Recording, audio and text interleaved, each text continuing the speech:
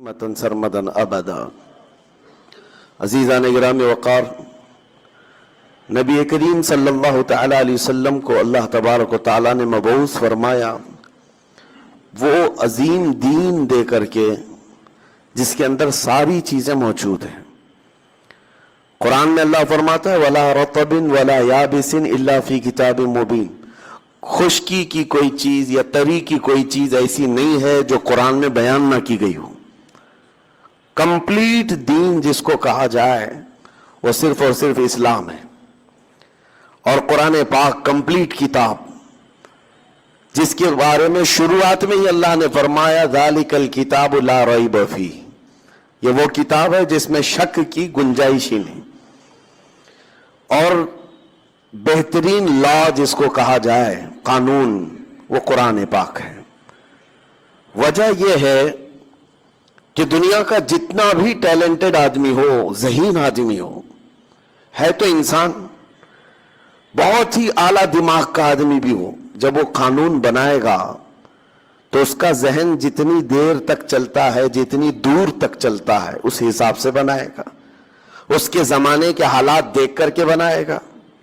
انسان لمیٹڈ دماغ رکھتا ہے، چاہے جتنا بھی عالی دماغ ہو، وہ اپنے زمانے میں موجود برائیوں کو روکنے کے لیے قانون بنائے گا، اور اچھائیوں کی طرف لے جانے کے لیے جتنی لمٹ ہو سکتی ہے اس کے قانون بنائے گا۔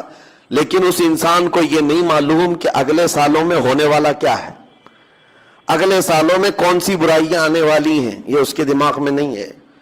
تو دنیا کا کوئی اعلیٰ سے اعلیٰ دماغ رکھنے والا انسان بھی قانون بناتا ہے تو انکمپلیٹ قانون ہوگا۔ قانون وہی سب سے بہتر ہوگا جس نے پوری کائنات کو بنایا ہے۔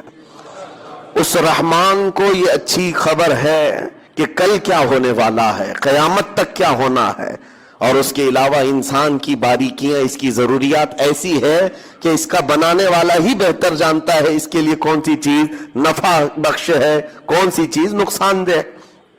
مثال کے طور پر آپ، ایسا تو نہیں ہوتا کہ واشنگ مشین خرید رہے ہیں اور پھر اس کے استعمال کرنے کا طریقہ جو ہے آپ جا کر کے موٹر سائیکل کی کمپنی سے پوچھتے ہو، بائک والی کمپنی سے پوچھتے ہو میری واشنگ مشین چلانے کے گائیڈز آپ دو، رولز آپ دو۔ اس کی فیلڈ الگ ہے، اس کی فیلڈ الگ ہے، اس کا کام الگ ہے، اس کا کام الگ ہے۔ وہ اچھے سے آپ کو سمجھا کر کے بھیجے گا، جس نے واشنگ مشین بنائی ہے اسی سے جا کر کے آپ پوچھ لیں کہ اس کو چلانا کیسا ہے، اس کے اندر کیا کیا چیزیں ضروریات ہیں، کیا کیا لگتی ہیں، آپ اسی سے پوچھ لیں۔ یہ تو دنیا کی ایک معمولی سی مثال میں آپ کے سامنے رکھ رہا ہوں، بلا تشبیہ و بلا تمثیل۔ انسان اس کائنات کا ایک ایسا مظہر ہے اللہ تعالیٰ کا جس کو سمجھتے سمجھتے لوگوں کو صدیاں بیت گئیں، پھر بھی آج تک انسان کو پورا کوئی سمجھ نہیں سکا۔ انسان پر ریسرچ کرنے والے کو ڈاکٹر کہا جاتا ہے۔ آج جو ڈاکٹر ہیں وہ بھی تو محدود ہیں، پہلے جو ہے پورے ڈاکٹر ہوا کرتے تھے، فزیشین جو ہوا کرتے، ابھی تو صرف ایک پارٹ کا ڈاکٹر بنتا ہے، صرف دماغ کا ڈاکٹر الگ ہے، صرف ہارٹ کا ڈاکٹر الگ ہے، صرف رگوں کا ڈاکٹر الگ ہے، نیورو سرجن ہے، صرف کڈنی کا ڈاکٹر الگ ہے، صرف ہڈیوں کے الگ ہیں۔ مطلب یہ ہے کہ انسان کے ایک ایک پارٹ پر محنت کر کر کے وہ ڈاکٹر بنے، لیکن پھر بھی کمپلیٹ نہیں ہے۔ اس کا مطلب یہ ہے کہ انسان کی ضروریات کو ایک آدمی سمجھ نہیں سکتا، اس کے لیے کیا کیا چیزیں ضرورت ہے اور کیا کیا نقصان دہ ہے۔ کئی لوگوں کے دماغ کو ملا کر کے سمجھنا پڑتا ہے انسان کی ایک طبیعت کو۔ اسی لیے میرے عزیزو، انسان کی طبیعت کو سمجھنے کے لیے انسان سے نہیں پوچھا جائے گا بلکہ خالق انسان سے پوچھا جائے گا۔ رب ذوالجلال بہتر جانتا ہے اس کی ضروریات کیا ہیں، یہ کس طرح سے چل سکتا ہے۔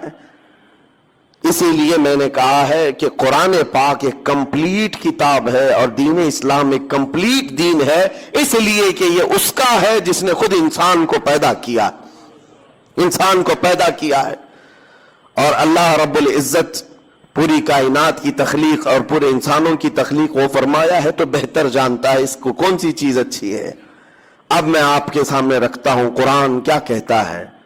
قرآن سب سے پہلی چیز تو یہ کہتا ہے کہ تم میرے رسول کے پیچھے چلو، یہ ایک راستہ بتا دیا گیا کہ اگر تمہیں ڈائریکٹ کوئی چیز نہیں سمجھ میں آ رہی ہے تو رسول کو کیوں بھیجا گیا ہے کہ ان کا اٹھنا بیٹھنا چلنا پھرنا ان کے بات کرنا ان کے تمام اخلاق و کردار کو دیکھو اور اس راستے پر چل پڑو. یہ آسان ہے، یہ آسان ہے، ان کے پیچھے چلو. اور ان سے منہ پھیرو گے تو بڑے نقصان اٹھاؤ گے، بڑے نقصان اٹھاؤ گے. قرآن پاک میں رب تعالیٰ فرماتا ہے فَلْيَحْذَرِ الَّذِينَ يُخَالِفُونَ عَنْ أَمْرِهِ أَن تُصِيبَهُمْ فِتْنَةٌ أَوْ يُصِيبَهُمْ عَذَابٌ أَلِيمٌ. اللہ فرماتا ہے لوگوں کو چاہیے، ایمان والوں کو چاہیے کہ میرے رسول کے حکم کی مخالفت کرنے سے بچیں، ورنہ کیا ہوگا؟ رب فرماتا ہے ان قریب وہ فتنوں میں مبتلا کر دیے جائیں گے یا دردناک عذاب میں گرفتار ہوں گے. حضور کی حکم کی مخالفت کرنے والا دو چیزوں میں مبتلا ہو جاتا ہے، یا تو فتنے میں مبتلا ہو جائے گا یا بڑے عذاب کا شکار ہو جائے گا. ایک بات میں آپ کو بتاتا ہوں تاریخ کی سچائی. احد کے میدان میں جنگ احد جو ہو رہی ہے یہ 3 ہجری میں کفار و مشرکین کی طرف سے لڑی جانے والی ایک بڑی جنگ تھی. جنگ بدر کے بعد جنگ بدر میں 70 کافر مارے گئے تھے، 70 قیدی ہوئے تھے. اس کا بدلہ لینے کے لیے وہ آ گئے تھے مدینے پر چڑھائی کر کے. اور جب وہ مدینے پہنچے تھے، احد مدینے سے 5 کلومیٹر کا فاصلہ ہے، احد کے میدان کی طرف رسول کریم صلی اللہ علیہ وسلم جب چلے تو 700 صحابہ آپ کے ساتھ تھے. اب یہ بڑی آزمائش کا اور امتحان کا وقت تھا. نبی پاک صلی اللہ علیہ وسلم نے سب کی صف بندی کی. ذہن کو حاضر رکھیں، میں کیا چیز عرض کرنا چاہتا ہوں. سامنے 2000 کے قریب کافر ہیں اور یہاں 700 مسلمان ہیں. ان میں سے 50 اچھا تیر چلانے والے جو صحابہ تھے ان کو حضور پاک صلی اللہ علیہ وسلم نے ایک اونچے ٹیلے پر کھڑا کیا جس کو جبل رمات کہتے ہیں. آج بھی وہ ٹیلا موجود ہے، چھوٹی سی ایک پہاڑی. اور اس پر کھڑا کرنے کا مقصد یہ تھا کہ وہ لوکیشن ایسا تھا سامنے سے کوئی بھی آتا تو یہ اوپر کھڑے ہوئے آدمی تیر چلاتے وہ آگے بڑھ نہیں سکتا تھا. ظاہر سی بات ہے اوپر سے اگر کوئی تیر چلائے تو سامنے بڑھنا مشکل ہو جاتا. نیچے سے اوپر تیر جلدی جاتے نہیں، اوپر سے جلدی آ جاتے ہیں. تو یہ جنگی مہارت کا ایک مظہر تھا. حضور پاک صلی اللہ علیہ وسلم نے 50 تیر انداز صحابہ کو وہاں کھڑا کیا، لیکن ساتھ میں یہ فرمایا تھا جب تک میں نہ کہوں نیچے نہیں آنا. یہ جملہ یاد رکھیں. حضور نے فرمایا جب تک میں نہ کہوں نیچے نہیں اترنا. اب جنگ نیچے چل رہی ہے، دشمن سامنے ہیں، مومنین ادھر ہیں، اور لڑائی اس قدر سخت ہوئی کہ مومنین نے ان کو بھاگنے پر مجبور کر دیا. کفار و مشرکین کو غالب آ گئے اور وہ اپنا ساز و سامان سب چھوڑ کر کے بد کے ہوئے جانوروں کی طرح بھاگتے رہے. کون؟ کفار و مشرکین میدان چھوڑ کر بھاگ رہے تھے. اب جیسے ہی انہوں نے میدان خالی کیا تو جو مومنین یہاں پر موجود تھے انہوں نے اعلان کر دیا ہم فتح یاب ہو گئے، فتح ہو گئی. اب مال غنیمت جمع کیا جا رہا تھا. سب جب بھاگ گئے دشمن تو جنگ ختم ہو گئی. اوپر جو صحابہ کھڑے تھے تیر انداز انہوں نے کہا کہ اب چلو اترتے، جنگ ختم ہو گئی. بعض نے کہا نہیں، حضور نے فرمایا جب تک میں نہ کہوں نیچے نہ آنا. وہ صحابہ اکرام میں 2 جماعتیں ہو گئی. بعض صحابہ نے کہا نہیں، حضور کے فرمانے کا مقصد یہ تھا کہ جب تک جنگ نہ ہو جائے تب تک نیچے نہیں آنا. جنگ ختم ہو گئی، جب سارے لوگ مال غنیمت جمع کر رہے ہیں ہم بھی نیچے اترتے ہیں. اس بات پر جب صحابہ اکرام میں بحث ہوئی تو 40 صحابہ نیچے اتر آئے. تقریباً 40 لوگ نیچے اتر آئے. 10 لوگ وہ کہے کہ نہیں ہم یہیں کھڑے رہیں گے، وہ کھڑے رہ گئے. لیکن ہوا یہ کہ بھاگے ہوئے کفار و مشرکین میں خالد بن ولید بھی تھے. اس وقت وہ ایمان لائے ہوئے نہیں تھے. انہوں نے 200 گھڑ سواروں کو ساتھ کیا. انہوں نے دیکھا کہ وہ لوکیشن خالی ہو چکا ہے جو ان کے لیے ڈینجر تھا. وہاں سے اتر گئے لوگ تو گھوڑے دوڑاتے ہوئے بہت دور سے راؤنڈ مار کر کے پیچھے کی طرف سے آ کر کے 10 صحابہ جو کھڑے تھے ان کو شہید کر دیا. پہلے سب سے پہلے ان 10 کو ختم کیا اور اس کے بعد پھر جو نیچے صحابہ تھے مال غنیمت جمع کر رہے تھے اچانک حملہ کیا پیچھے سے. کفار و مشرکین پلٹ کر کے آئے، اچانک حملہ کیا، یہ سنبھل ہی نہیں پائے اور جو بھاگے ہوئے تھے وہ بھی پلٹ کر کے آ گئے.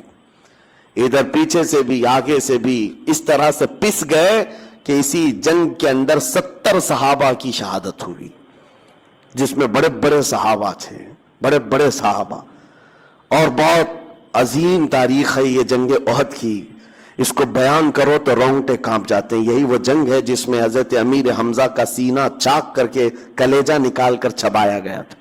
یہی وہ جنگ احد ہے جس میں حضرت عبداللہ بن جحش رضی اللہ تعالیٰ عنہ ایک صحابی ہیں جن کے پورے جسم کے 80 ٹکڑے کیے گئے تھے، اور کفار و مشرکین نے رسی میں ان کے ٹکڑے باندھ کر ہار بنا کر گلے میں پہنا. حضرت انس بن نزیر ایک صحابی ہیں جن کو پورا ایسا رگڑ دیا گیا تھا، مسلح کر دیا گیا تھا، سوائے ایک انگلی کے ان کے جسم میں کوئی چیز باقی نہیں تھی. ان کی بہن نے صرف انگلی دیکھ کر کے پہچانا تھا کہ انس بن نزیر ہے، باقی جسم کا کوئی حصہ نہیں ملا تھا. یہی وہ جنگ ہے جس میں سعد ابن ربی جن کے پیٹ کو پھاڑ دیا گیا تھا، 12 نیزے لگے تھے. یہی وہ جنگ ہے جس میں حضرت حنظلہ جن کی شادی آج ہی ہوئی تھی، ایک رات پہلے شادی ہوئی تھی، اور دولہا اسی جنگ میں شہید ہوا تھا. یہ وہ جنگ ہے جس میں بڑے بڑے صحابہ شہید ہوئے، بڑے بڑے صحابہ شہید ہوئے.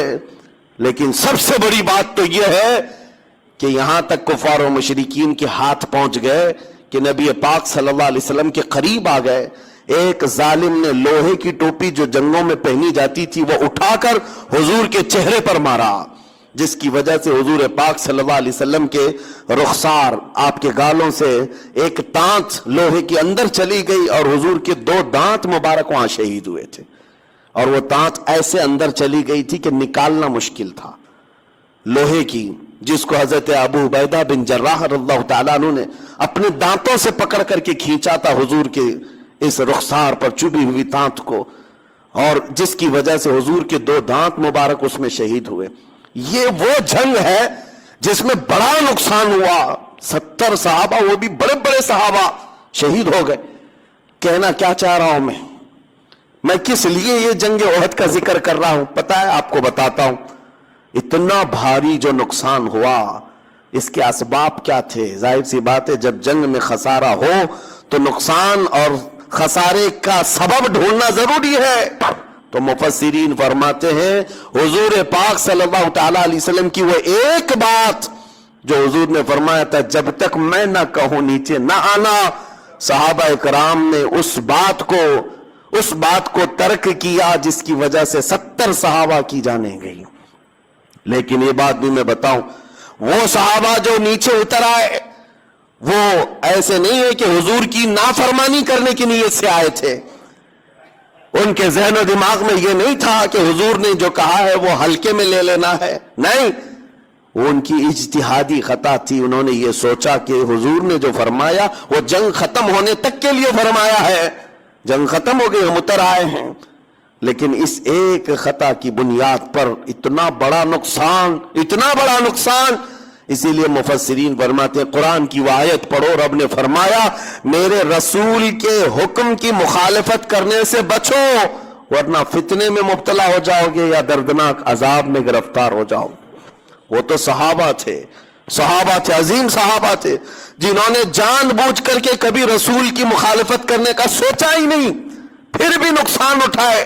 اور آج دنیا حضور کو جان بوجھ کر کے مخالفت کر رہی ہو، حضور کے احکام کو پیٹ پیچھے ڈال دیے ہو، تو 70 کا 70 لاکھ جانے جائیں گی. آج تو بڑا نقصان اٹھانا ہوگا. اس بڑے نقصان کا ایک سب سے بڑا سبب یہ ہے رسول پاک کے احکام کی مخالفت.